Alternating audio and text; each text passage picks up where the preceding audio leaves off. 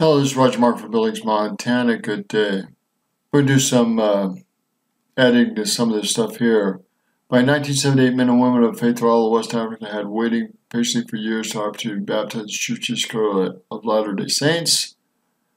Anthony Obina and his extended family and friends formed a small congregation in a village near Owerri, Nigeria, and studied the Book of Mormon. Joseph William, all these other individuals. On June 8th, they announced that all worthy male members could be ordained to priesthood of regard to race. Official Declaration number 2. Anyhow, they do a little thing on finding him, the first branch president of Nigeria. Pretty cool.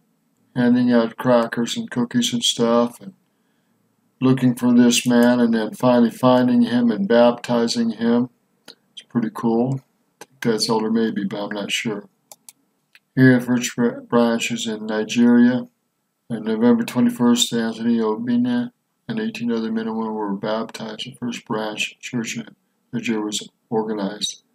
They had to do some legal things because the literal name of the church was the same, and they had been worshiping under that name for a while, and so they had to send lawyers in there to get that straightened out. I'll talk about that, but that's the way it was. They were pretty excited. There were long lines of people. These older brothers and sisters really had to go to work, let me tell you. They had to find areas where they could baptize and not get sick, and they had to train the new members how to do it too and ordain them. So there's lots of work to do. Brother to Brother is a great book to look at this information with. Look at the individual lined up to be baptized. Holy Hannah. Large groups. Look at those lines. Incredible. They baptized over 1,000 individuals in 2 years. A lot of tremendous work and hard travel. First two branches are organized in Guyana. Today there are over 200 local congregations and 4 missions. Tremendous growth in West Africa. They've got their own mission training center and temple and so forth. Education center. It's all been combined there. A lot of membership growth in West Africa. There's been a lot of strife too. Countries have closed down the missionary work and so forth. They've had to worship out of their homes. There's been a prayer and fasting for the temple to get in West Africa, and it finally was. Here they have a district presidency. J.W. Billy Johnson, Emmanuel A. Kissy, Benyon and Datson, and John Sampson Davis. Tremendous work that these brethren did. Tremendous. Johnson's conversion here. Oh, I wept when I read the testimony. I felt the Spirit. I became convinced immediately. So I started reading the books, all the books. I couldn't stand. I couldn't sit without sharing. J.W. Billy Johnson. Full story will come out, but this is only the tip of the iceberg. This isn't in West Africa, but this is 8 Liberian missionaries flee war-torn nation. First Liberian missionaries, including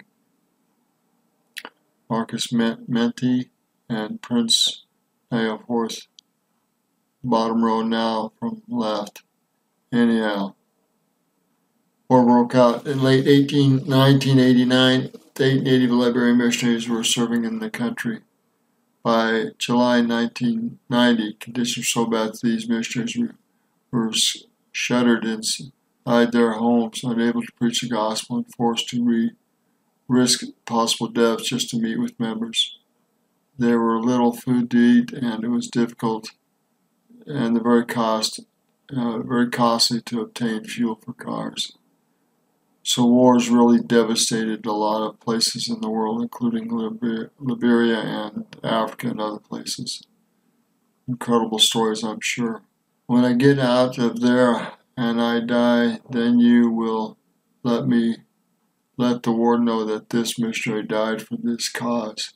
Prince Nayaforth, Liberian missionary. I mean, I can't explain in words the faith that these individuals had to have. They were killing people, so I asked him, and that's what I quoted above. managed to get the missionaries in some substance and then returned home safely, but only just. I told him we would not go out there again because they were killing 2 or 3 men. I was afraid to go outside and so I can die.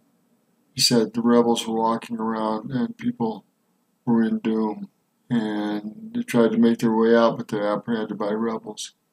Can't believe the story's just incredible. Anyhow, we're going to edit it here, and more of these are on this site. Let's go to the site. Great history events. Pioneers in every land. The Lord provided a way, but this story, Pioneers in Every Land, is a great historical story. You'd have to read more of it. Let's go up here and push the reference. You can see it. history.lds.org/article/pioneers in every land. Liberia missionaries escape. And that's English. Again, this is Roger Marsh from Village, Montana. Good day. It is hard for me to understand and appreciate the great sacrifice and courage these members, early members in a lot of these countries, had to go through to live and survive and get in with members and do the work of the Lord under extreme circumstances.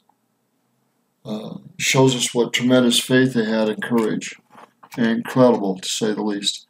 As we commemorate the 40th year since the commemoration of the priesthood and the revelation in 78 in early June, that every worthy male member can have the priesthood and the ordinances of the gospel, including the temple ordinances. And I say these things in the name of thy Son, Jesus